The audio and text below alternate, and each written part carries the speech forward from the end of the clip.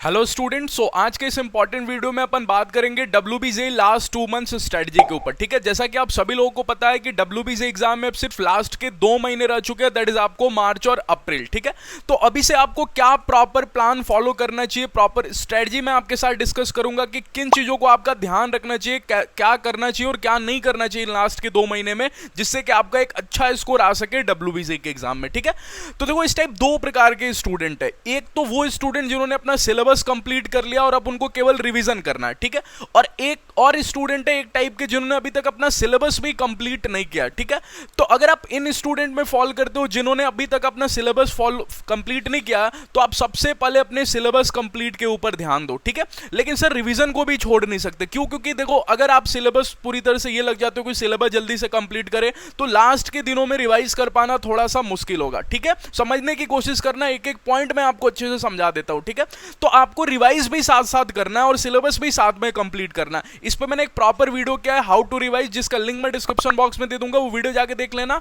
आपके लिए बहुत ही हेल्पफुल होगा। ठीक है, लेकिन आप उन स्टूडेंट्स में आते हो जिन्होंने अपना सिलेबस कंप्लीट कर दिया और अब आपको केवल रिवाइज करना है, तो आपको कुछ 3 पॉइंट्स का ध्यान रखना है। ठीक है, वो सभी पॉइंट मैं एक एक करके आपको एक्सप्लेन कर देता हूं। ठीक है, सबसे पहला पॉइंट, ठीक है, कि आपको रिवाइज कहां से करना है। अब बहुत सारे स्टूडेंट क्या करते हैं, कोई बुक फॉलो कर देते हैं लास्ट के दिनों में, सोचते हैं कि ये बुक से पढ़ लेते, हो सकता है क्वेश्चन आ जाए, लेकिन ये सब काम आपको नहीं करना। या फिर कुछ स्टूडेंट सोचते हैं इंटरनेट से नोट्स डाउनलोड कर लेते हैं, ये सब काम भी नहीं करना आपको रिवाइज केवल और केवल अपने क्लास नोट से करना है। जो भी टीचर से आपने पढ़ा है, किसी भी इंस्टीट्यूट में ऑनलाइन भी पढ़ा है आपने या ऑफलाइन भी पढ़ा है, जो टीचर ने नोट्स लिखवाया है सिर्फ और सिर्फ आपको उसी को रिवाइज करना है, बाकी किसी भी चीज को अभी लास्ट के 2 महीने में नहीं पढ़ना है। ठीक है, और दूसरा पॉइंट कि आपको अपने स्ट्रॉन्ग चैप्टर को अब और भी स्ट्रॉन्ग कर लेना है लास्ट के 2 महीने। वो कैसे करेंगे सर? तो उसके लिए देखो 3 चीजों का ध्यान रखना होगा। फॉर एग्जाम्पल मैं कोई भी एक चैप्टर की बात करूं, जैसे मैथ्स में कोई चैप्टर बात कर लूं, जैसे क्वाड्रेटिक इक्वेशन। ठीक है,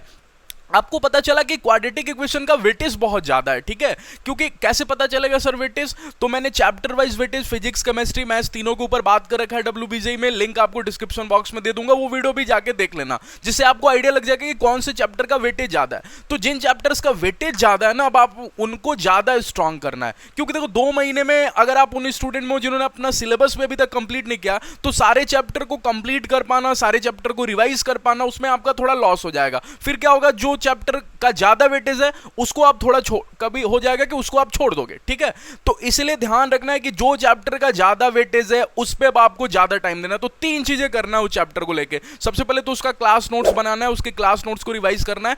दूसरा, उसके क्वेश्चंस की प्रैक्टिस करनी है। सिर्फ प्रीवियस ईयर क्वेश्चन, बार बार स्टूडेंट मेरे से पूछ रहे हैं सर सिर्फ PYQs कर लूं? नहीं, सिर्फ PYQ करने से आपका अच्छा स्कोर नहीं आएगा, मैं बार बार अपने वीडियोस में बोलता हूं। ठीक है, तो आपको मिनिमम 50 क्वेश्चन उस चैप्टर के किसी भी इंस्टीट्यूट के मटेरियल से कर लेना। अगर आपके पास है तो ठीक है, नहीं है तो आप हमारा वाला एक्सेस ले सकते हो। गूगल फॉर्म आपको डिस्क्रिप्शन बॉक्स और कमेंट सेक्शन में मिल जाएगा, सिर्फ 99 रुपीज प्राइस है। जाके इनरोल हो जाओ और जो भी इंपॉर्टेंट चैप्टर्स हैं उनकी प्रैक्टिस कर लो। ठीक है, तीसरा पॉइंट मैं अगर आपको इसमें बताऊं तो तीसरा आपको क्या करना है कि आपको एक और नोट्स बनाना है, दैट इज आपको शॉर्ट नोट्स। ठीक है, शॉर्ट नोट्स बनाना है ताकि लास्ट के महीने में आप शॉर्ट नोट से रिवाइज कर सको। और इसमें एक और इंपॉर्टेंट पॉइंट मैं इंक्लूड करता हूं, जब आप प्रैक्टिस करते हो ना, तो आपको रियलाइज हो जाता है कि हाँ ये क्वेश्चन ज्यादा इंपॉर्टेंट है। ठीक है, ये क्वेश्चन का मतलब हो सकता है कि एग्जाम में पूछ दे, आपको थोड़ा सा वो ट्रिकी लगता है। ठीक है, उन सारे चैप्टर को एक कॉपी में नोट कर लो, उन सारे क्वेश्चन को एक कॉपी में नोट कर लो। ठीक है, जैसे क्वाड्रेटिक क्वेश्चन पढ़ रहा हूं तो एक मेरा क्लास नोट्स है, एक मेरा शॉर्ट नोट्स है उसका,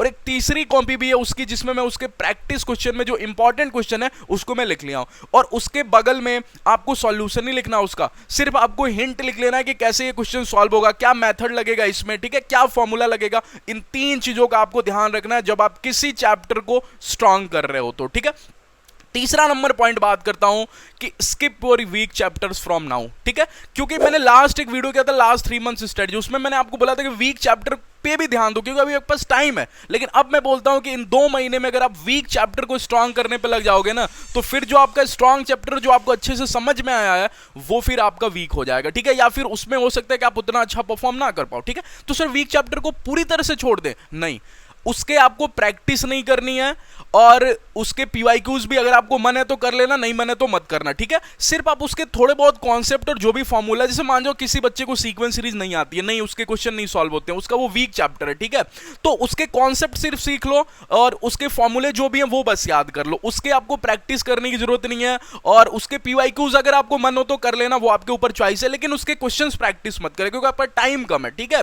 और सबसे लास्ट में इंपॉर्टेंट पॉइंट पे बात कर लूं कि किसी भी चैप्टर के आपको प्रीवियस ईयर क्वेश्चन करना बहुत ही इंपॉर्टेंट है। केवल प्रीवियस ईयर क्वेश्चन करना इंपॉर्टेंट नहीं है, आपको प्रीवियस ईयर क्वेश्चन करना ही पड़ेगा, क्योंकि इससे आपको पता चलेगा कि आपके एग्जाम का डिफिकल्टी लेवल क्या है, ठीक है। तो कितने साल का सर पीवाईक्यूज करूं, तो लास्ट 7 ईयर्स का मैं रिकमेंड करता हूं, लास्ट 7 ईयर्स का पीवाईक्यूज करो, बहुत ही बेनिफिशियल होगा आपके लिए, ठीक है। तो आई होप आपको वीडियो पसंद आया हो, चैनल पे पहली बार हो गए तो प्लीज सब्सक्राइब कर देना। Keep watching, thank you all of you.